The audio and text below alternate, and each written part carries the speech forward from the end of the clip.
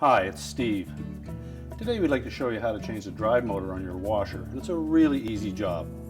All we're going to need is a number 2 Phillips screwdriver, a small hammer, a 3/16 Allen key, a 5/16 nut driver, a 3/8 socket with a ratchet and extension, and a pair of needle nose pliers. Let me show you how we're going to do it. Now before we begin this repair, we will need to put the washer in a position where we can work on it easily. Best way to do that is to pull the washer away from the wall, turn off your hot and cold water supplies, and disconnect the fill hoses. We'll also pull the plug and remove the drain hose from the standpipe. And once we have it far enough forward, we can either tilt it back against a solid surface or we can lay it on its back. If you choose to lay it on its back, be sure to have a container to collect the water from the drain hose. So we'll start by removing the 2 screws that secure the front panel. Some models are accessible straight through the front, and others have a slight angle and they're located underneath this little lip at the bottom of the front panel. So remove the 2 screws, and we'll stand that washer back up straight again for a moment. Now with the screws removed, we'll next just pull that front panel away on the bottom. We'll unhook the 2 spring clips from the top, and they hook into the bottom of the main top.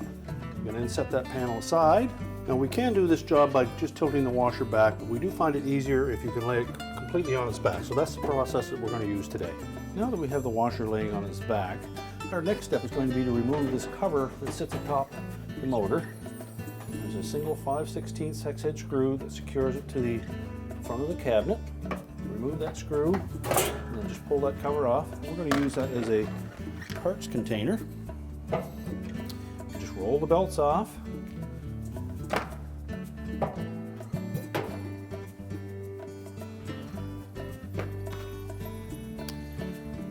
Also, we'll remove the screw that secures the ground wire to the base.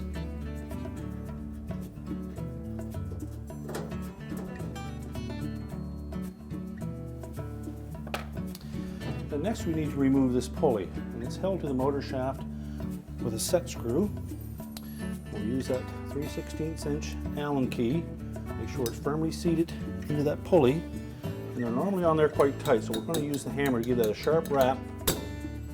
Break it free, and we'll unthread it, and then slide that pulley off of the motor shaft. Now depending on the model of washer that you have, the lower part of the motor mount may be secured to the base with 4 screws or 4 nuts on 4 studs, or it may be secured from the top side. Now this one is secured with screws from the bottom, so we're going to remove those. Now as we remove the final screw on that motor, we want to support that. And then just carefully let the whole motor assembly out, and we can set that on a suitable work surface where we can change it out. Now that we have the motor assembly on a suitable work surface, our next step will be to remove the motor base from the old motor so that we can transfer it onto the new one. Now there are several styles of this motor base, but they all basically had 2 springs, and they may be both on one side or they may be one on each side. So that'll be our first step, is to remove those springs that connect the upper portion of the motor mount to the bottom portion. So with a pair of needle nose pliers, we're just going to reach in, grasp the end of that spring, just stretch it slightly, and release it.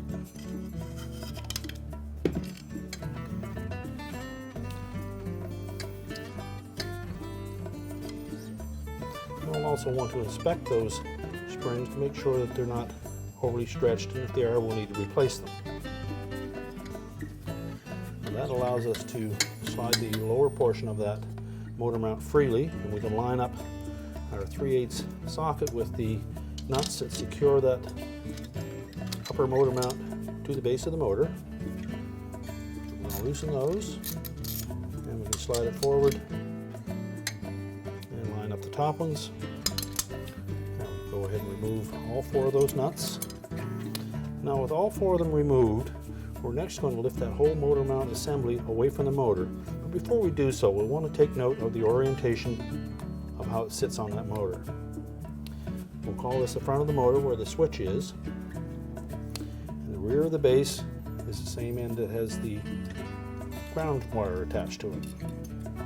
So just lift that whole assembly straight off and set it aside. At this point, we can lift off the ground wire and we'll discard the old motor. Take our new motor, again we'll line up the switch towards the front. We'll set our ground wire in position. And then we'll set that motor mount on top of the 4 studs. Now you should be able to move that portion of the motor mount freely back and forth, and if not, we'll want to inspect the glides or rollers. They may be round or square, but make sure that they're properly lubricated and that the tracks are clean. If we're satisfied that those are all right, we'll next reinstall those mounting nuts. Now to put the ones on at the front of the motor, you just tilt it down slightly, set the nut in your socket, position that over the stud, and thread them on. Now we'll tighten those using our ratchet.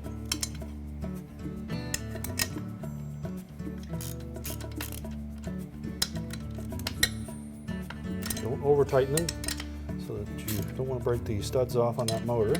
Now next we'll need to reconnect the springs. So using our needle nose pliers, we'll grasp one end of the spring and we'll fit it between the upper and lower motor carriage. Hook it onto the upper one. We'll pull that through and engage the hook on the bottom. Same with the second one. Make sure they're both properly engaged. And you should have lots of tension on that motor carriage. We're now ready to set that motor and carriage into the washer, and we can go ahead and put the pulley on. So we're now ready to reinstall the motor into the washer. So we'll just fit that through the base. On models like this that we're not able to put the pulley on first, so position that motor over the holes and then reinstall the screws and make sure that we tighten these securely. And then go ahead and install the screw for the ground wire. Now if your model is similar to this, where we weren't able to put the motor pulley on before we installed the motor, we'll now do that by sliding it on.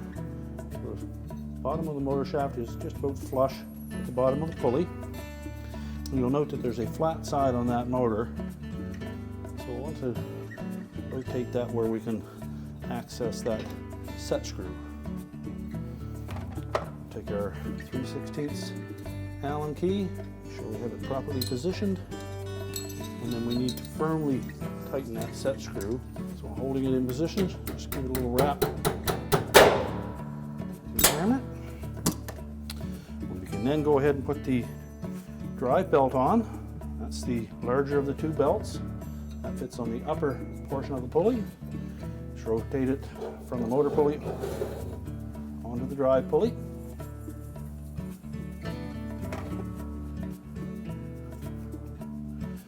And then we'll do the pump belt next. And with the motor pulled all the way back, proper adjustment should be just about able to touch that pump belt. Now we can go ahead and stand the washer up and install the wire harness and the motor cover. Now with the motor mount attached to the base, we're next going to install our wire harness adapter. So we'll take all 5 wires of the harness from the machine, and we're going to color match them to each wire on the harness adapter. We'll fit them into the isolators. Make sure they're firmly pushed onto those stake-on connectors.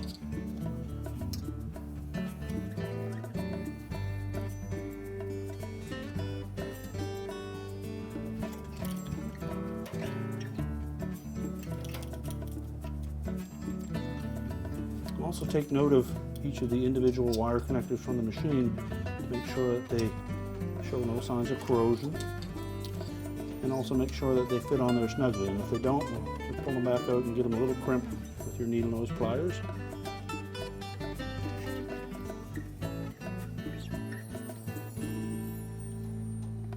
So next we're going to attach that single harness connector to the motor. And this tab will face down on it. So line it up. Make sure it fully inserts into the connector. And let the locking tabs on the edges engage. And then pull that harness back out of the way. Next we'll put the motor cover back on. Just line up this slot at the edge of the cabinet.